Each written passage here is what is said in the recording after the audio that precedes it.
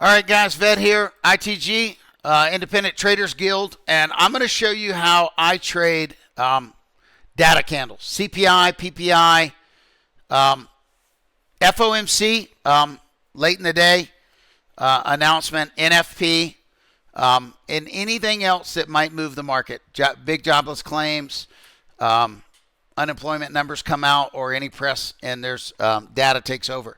And I haven't done a video on this, but I'm going to show you leaning up to it. Again, I've got ES, the S&P 500 futures trading on the right. I've got the S&P 1 minute, and it's worked back to just before the data release. The big data this last week was CPI on Wednesday, the 15th. So, and you look at it, we were down below weekly demand. We pushed up above weekly supply, and again, demand is major support, supply is major resistance. We pushed above it on Tuesday. We got way up. Tuesday market opened, high of session at 8:30. We sold off, I think it was PPI. We sold off, went right back down to weekly demand on ES. Around noon, we pushed up till 2 o'clock. We came back at 3 o'clock, and then power hour, we ramped. We were making lower highs, but we closed Tuesday above weekly supply. We closed in a green box, above the box. That's the long box, right?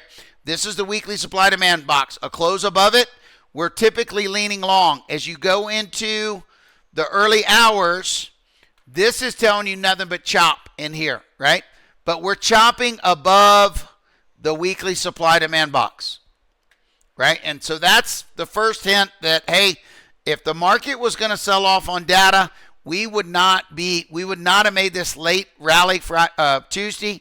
We would not be holding weekly supply. We would not be in a bullish zone. Again, above the box is a bullish zone.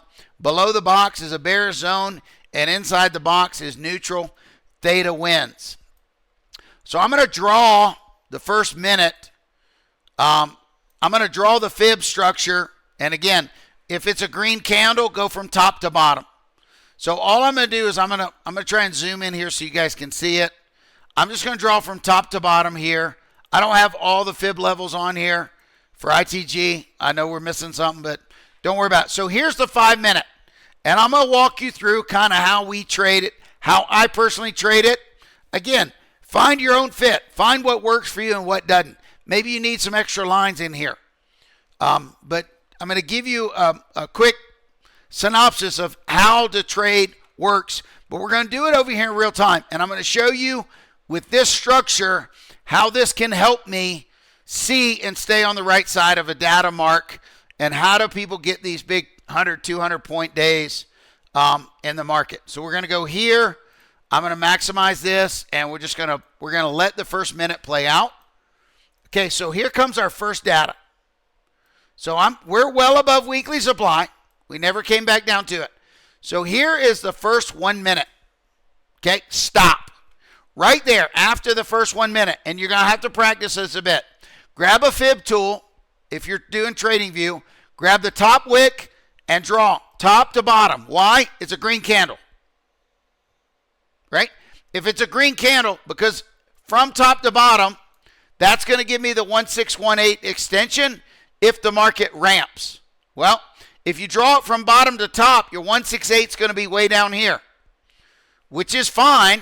But why are you worried about a downside extension when that's a big-ass green candle? I'm going to show you when you reverse it. You don't need to yet. Now let's let it play. So 1 minute in, and if you're trading certain prop accounts on futures, you can't trade that first minute anyways. So sit back, relax, let it play out. Here is your 1 minute data.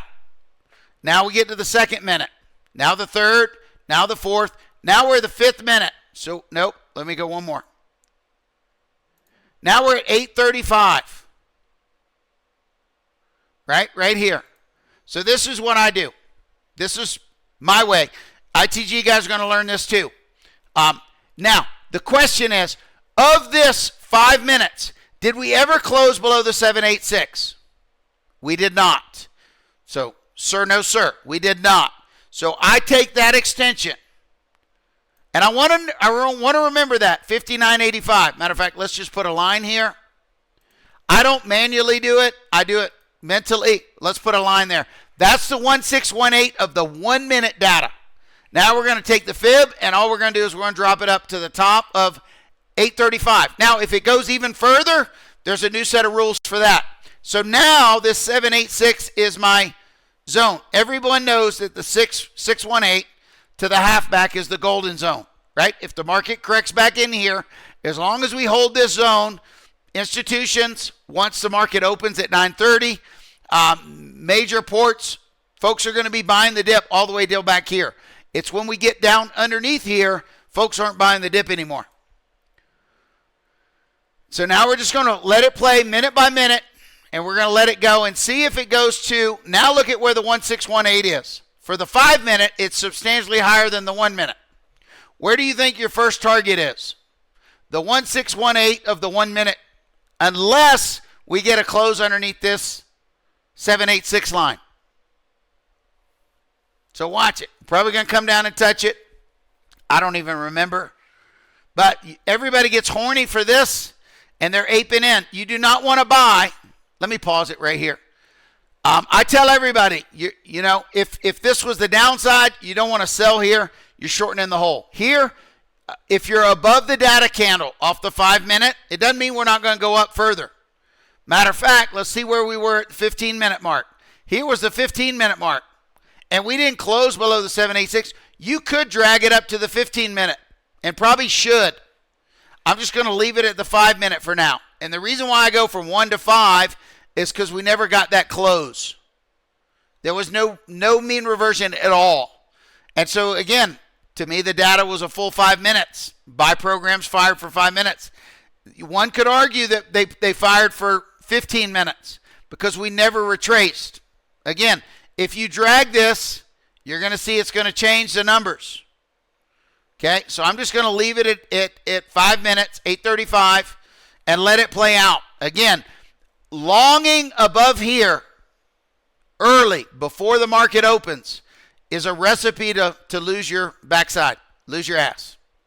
I'm just, again, now that we've come down, if we come down and test this zone and then we start pushing higher, put a buy stop there. Get long at 59.70 on the way up.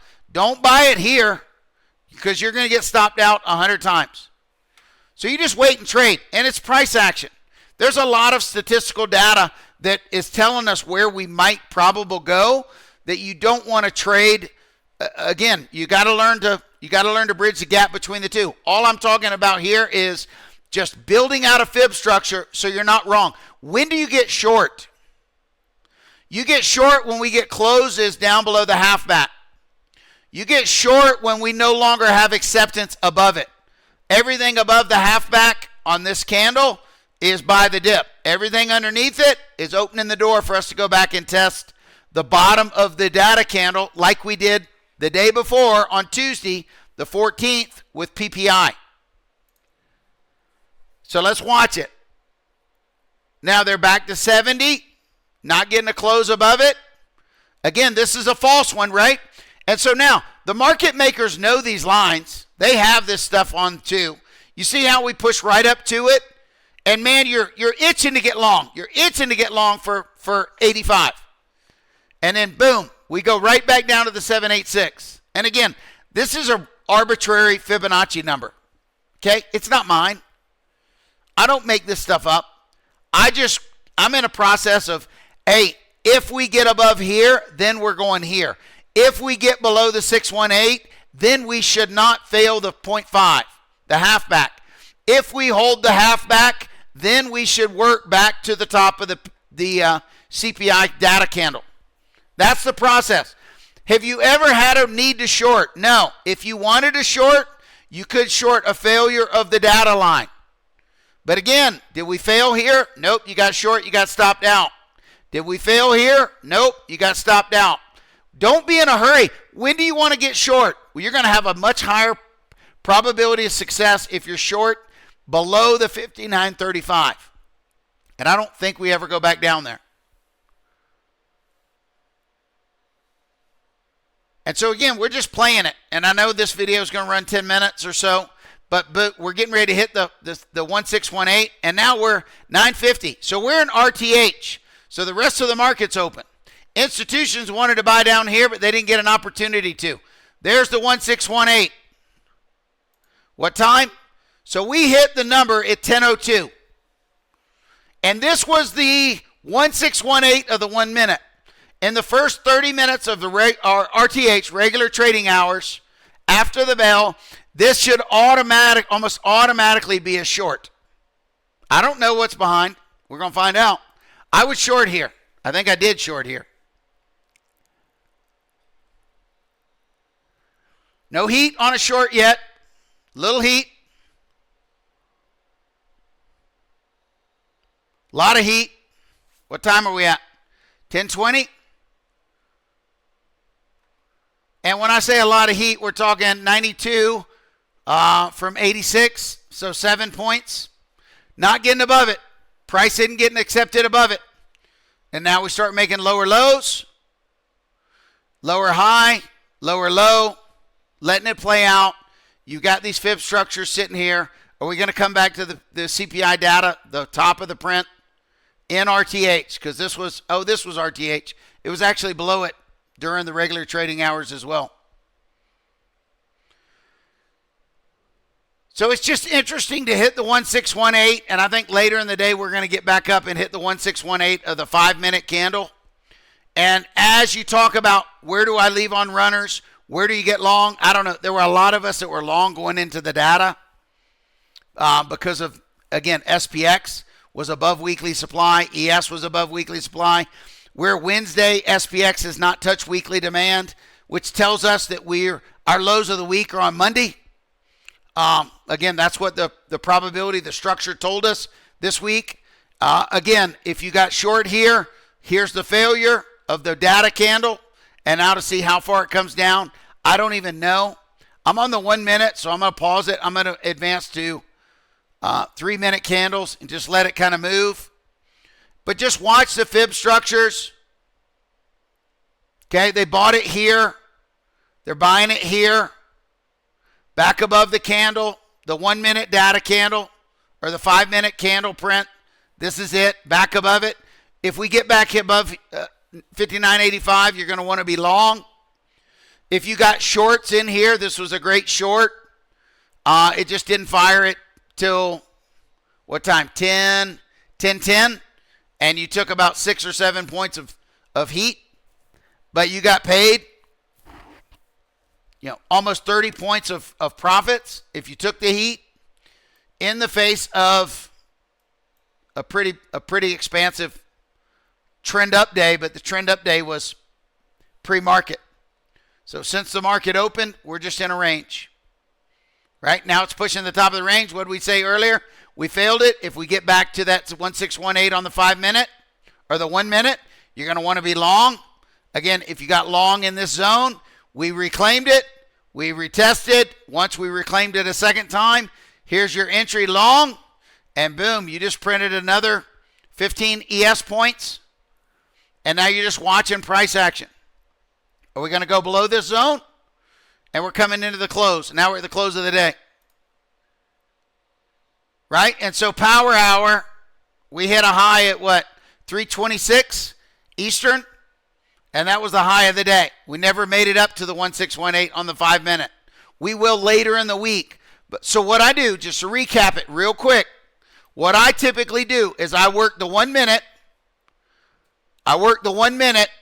Boom, draw the candle, draw a fib structure. If it's a green structure, go high to low. That puts the 1618 above us. That's a target for your runner. That's not a target for your whole position. But that is a target for your runner. So if you're trading 5 MES contracts and you get long above this zone, you get long at 53, 2 to 3 points, you should be getting risk out of that trade. So close 2 of the 5 contracts. And then as the market moves higher, whatever your levels are, whatever the statistics telling you, VWAP extensions, fib extensions, PWG level, whatever it is, overnight hourly candles, whatever it is, wherever your footprints are telling you that you normally would take out. Get risk out of a trade off 5 contracts. And then get more risk out of a trade off, 5 contracts. And then if you want to leave a runner for that immediate point.